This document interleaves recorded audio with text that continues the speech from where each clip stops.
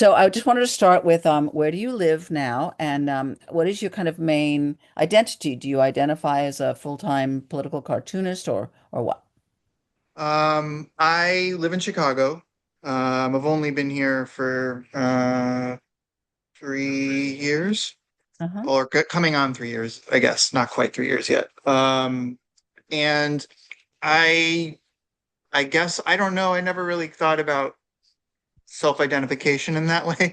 I do draw quite a bit. But it's not a vocation. It's not a money-making thing. It's very much hobby. It's what I do. Um, Really? That's so yeah, I mean, surprising. it's surprisingly there's not a lot of money to be made in cartooning. Well, that But doesn't it's surprise very me, but I just think it's your vocation and clearly it's your passion and clearly it it's your is it is. But yeah, it's very much just the thing. When I get home from work that I do. Mhm. Basically when I'm not working. Is this is kind of it's what it's and that's how it's generally always been. It's always been the thing that I like doing the most. It's always been like a pastime. So I don't I occasionally I guess I'll if I'm like meeting someone I'll introduce myself as, oh, and I draw cartoons. But it's not like the thing I guess I've always considered as a self-identification. Okay. So you live in Chicago. Where were you living before that? I moved here from Massachusetts. I'd lived in Boston for a very long time, 20, 25, close to 30 years or so. And You don't then, have a Boston accent.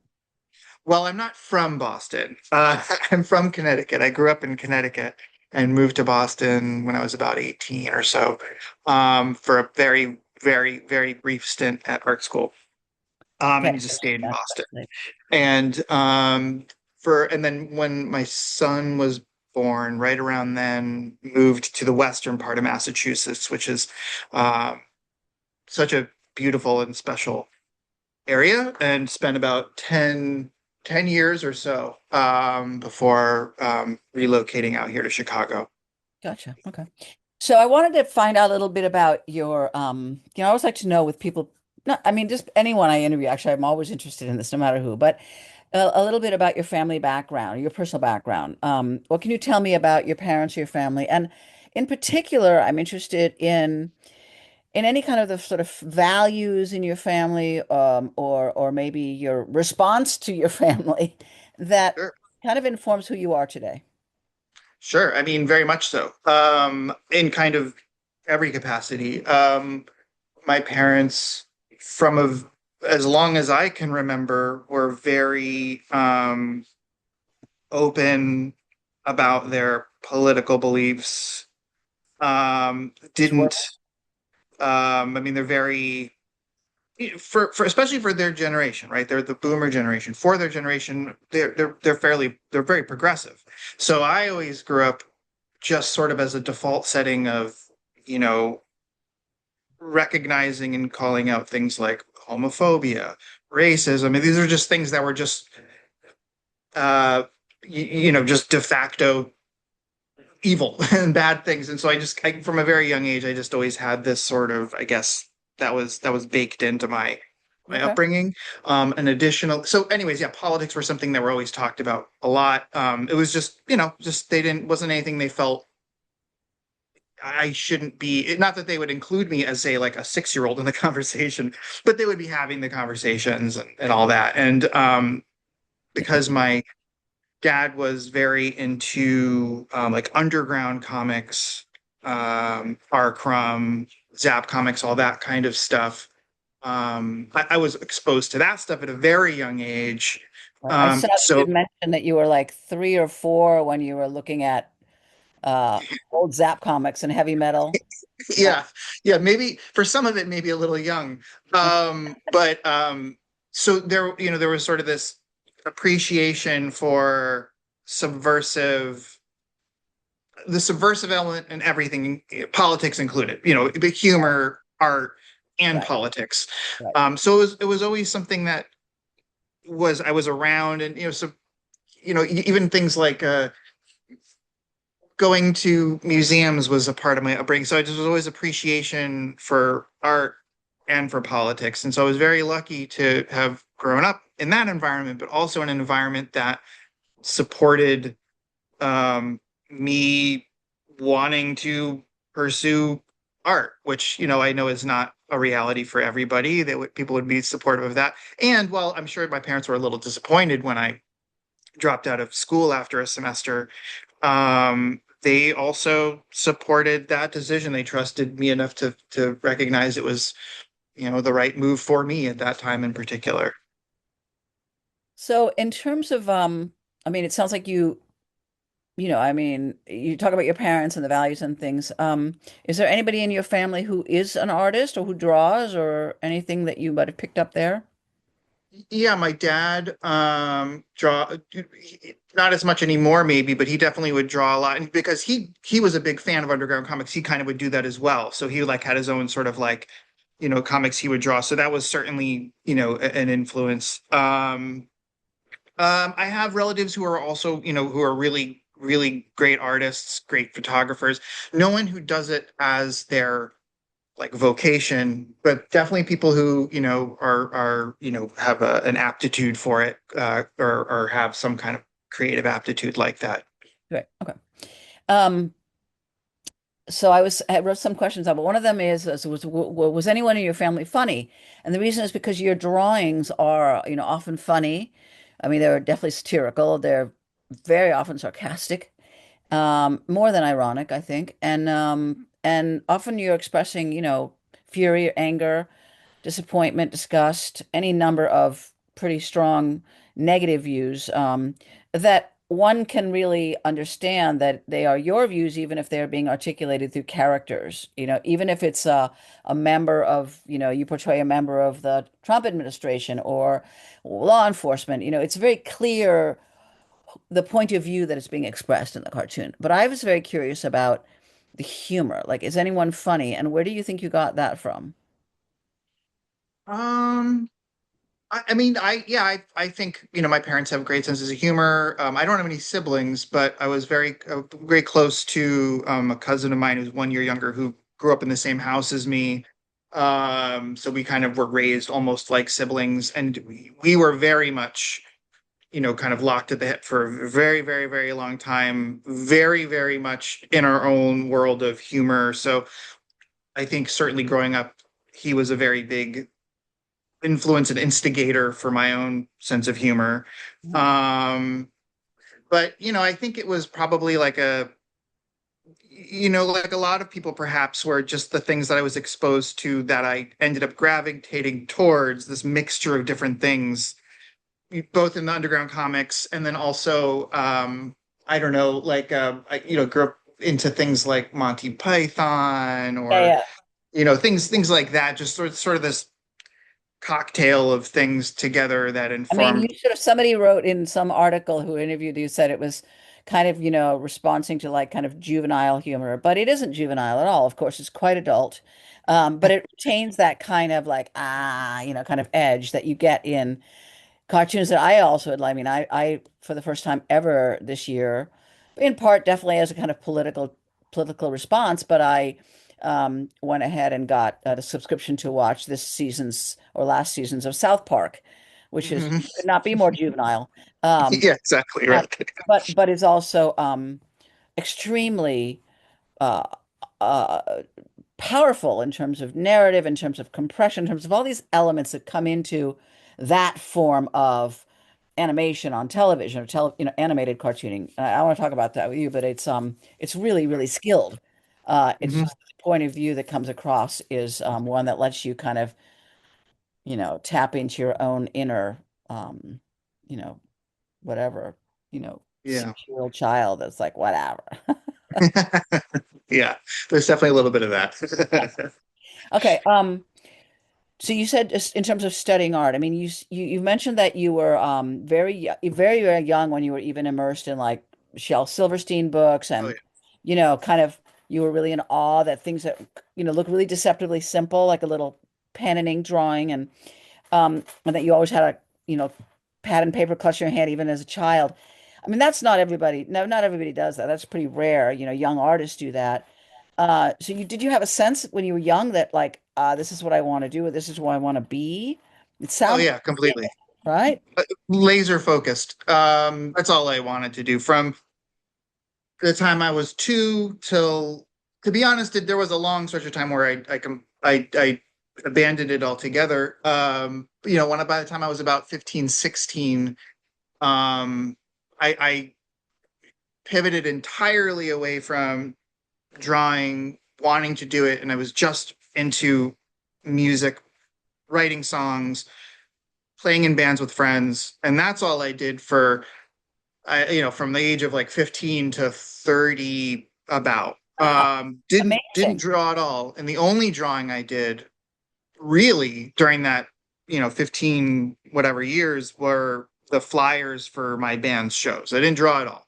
But as early as I can remember, all the way through till, teen years, that's all I was interested in. That's all I wanted to do was just draw. I wanted to be Burke Breathed from Bloom County. Like I wanted to be one. I I was going to wanted what ask I you, like, imagined his life was. yeah, I wanted to ask you about that. Like, what were, I mean, what did you admire about Bloom County? And it sounded like not just the cartoons, but the sense of the lifestyle. You described the studio, you described these things. Like, what was it that excited you so much? And also, I think, who else maybe did you admire at that time? So Bloom County for me was a massive because well, first of all, it was really funny. The art, it was fine. It wasn't even necessarily the art that I was drawn to. What I liked is that it was deceptively adult. It was talking animals, but the subject matter was heavily current event focused. So, they were talking about political people at the time in a very digestible, relatable way to a 7 or 8 year old. And Yeah. there's something very alluring about when you're very young, feeling like you're in on the adult jokes. And I felt very, very cool, very, very much older because like, oh, I know who Gene Kirkpatrick is. I know who they're talking about. So that was one element for it for sure. But I think I could tell that it was subversive, but unlike the subversiveness of say underground comics, they were doing it in like mainstream newspapers, which I thought was very, and I could tell the sort of Trojan horse aspect of doing it under the guise of like a family comic strip. I thought that was very interesting. And prescient too. I mean, in 1985 or something like that, in Bloom County, Donald Trump was president.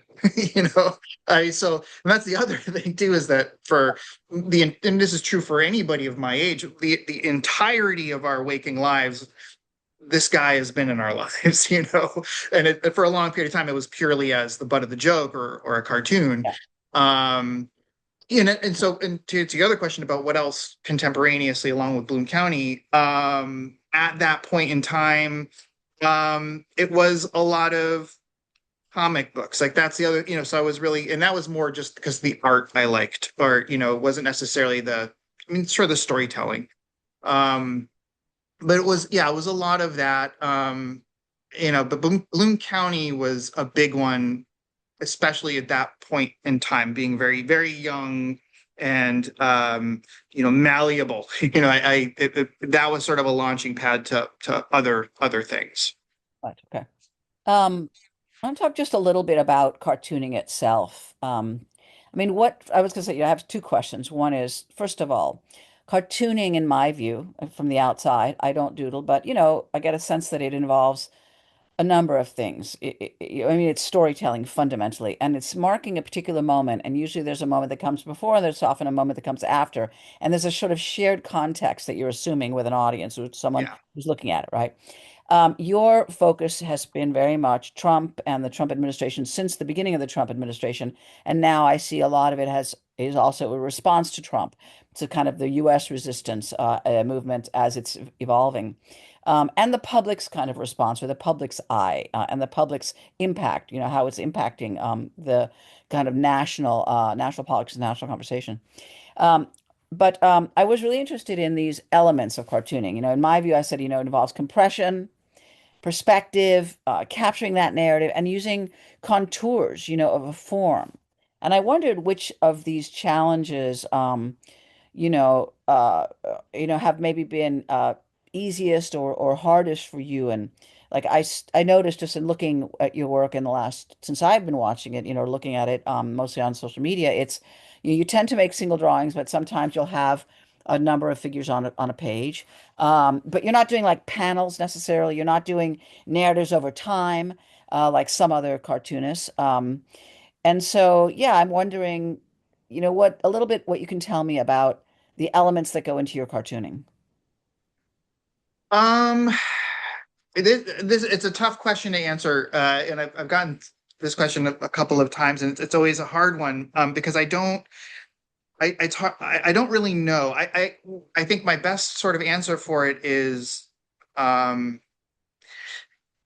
my approach is always the same, where and this is probably as a way or an excuse to mask where I'm not a trained artist. Like I don't have a lot of schooling behind what I'm doing. Uh, so where I default is, the drawings are very fast and emotional in nature. And as you mentioned, very much like in the moment. So I'm not really considering, to its detriment sometimes, the longevity of that particular drawing. I'm not providing necessarily a lot of context to explain what the drawing is. So time will pass, and I'm sure for people, myself, I think included, on occasion, it'll be unclear what the drawing was referencing. This is mostly for drawings from like the first Trump administration, which, on occasion I've gone back and looked at, and I'll be like, what was this about again? Because I'm not really, it's not about, obviously, I'm not considering like the longevity or legacy behind a drawing. It's more, I want to purely document. It's very selfish. I'm just trying to document my own feeling or response to a particular thing, as close as I can get to how I'm feeling or in taking something. I mean, I, Um, I would argue that that is the opposite of selfishness in the sense that, like, I am a writer. I do what I what I know really matters to me because I'm very confident that I'm not so special and that whatever I'm feeling, a great majority of people are feeling that. And so if I'm able to articulate it, that also lets them see that there's another person who's feeling or thinking this one. I think that it is in that sense true public service to be able to share yourself because you are very fully aware that you're part of in this particular case, a country, a public, a populace, a citizenry in some cases that is being impacted by a political situation, a political regime, a set of values, et cetera. So you're responding like all of us are responding to what we're seeing. But there's definitely a sense that that you're part of, an American public and a global yeah, public. And you're in yeah, that conversation. That conversation is assumed in your drawings. yeah. Sure, I'm taking a lot of liberties there, but what you said, I think, is probably the most fundamentally important thing to keep in mind, that when people ask me about wading into political art and how to go about it, and I'm not a very good person to ask for this, but what you said is, I think, so crucial, which is, whatever you're feeling and how you're feeling it is probably very widely shared. And I think for a lot of people who are making whatever, they're writers, they're poets, they're authors, they're painters, whatever they're doing, I think that can be a holdback for people, is assuming that, you know, whatever they're feeling or how they're feeling it is just theirs and theirs alone, which can be fine. But I think recognizing that, we're not all so different that, there aren't many people, especially when you're under extreme circumstances, who aren't feeling what you're feeling. So Right. kind of giving yourself the credit to and trust of, like, say or make or do with the thing you're thinking, because there's people out there, whether you want an audience or not. If you're putting it out there, there will be people who will respond to it, because, there's a lot of people who are feeling similarly for sure.